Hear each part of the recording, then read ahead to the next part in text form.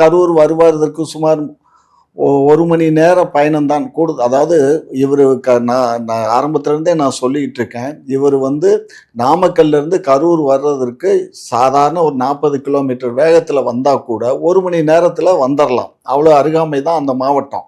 அப்படி இருக்கும்போது இவர் என்ன பண்ணுறாருன்னா 2 மணி, அதாவது 2 மணி நேரம் கூட எடுத்துருக்கலாம். அப்படி கூட எடுத்துக்கிடாம 7 மணி நேரம் எடுத்துக்கிட்டார். எங்கேருந்து வர்றதுக்கு? நாமக்கல்ல இருந்து கரூர் வர்றதுக்கு 7 மணி நேரம் டைம் எடுத்திருக்காரு. அப்ப இவர் என்ன வண்டி உருண்டுகிட்டே வந்திருக்கே தவிர ஓடி வரல. சரியா? அந்த அளவுக்கு தான் வந்திருக்கு. 2வது 7 மணி நேரம் தாமதமா வந்ததும் இல்லாம, 2வது அவங்க வந்து அனுமதிக்கப்பட்ட ரோட் ஷோ நடத்துறதுக்கு முன்னாடியே வந்து அந்த இடத்த வந்து ஒரு 500 மீட்டருக்கு முன்னாடி வந்து நீங்க வண்டியை நிப்பாட்டுங்க, அங்க 3 ரோடு ஜங்ஷன் இருக்கு, அந்த இடத்துல நிப்பாட்டுங்க, கூட்டம் அந்த அளவு ஒல்லி இருக்குது அப்படின்னு சொன்னதுக்கு, இல்ல நாங்க கூட்டத்துக்குள்ளதான் போவோம் அப்படின்னு சொல்லி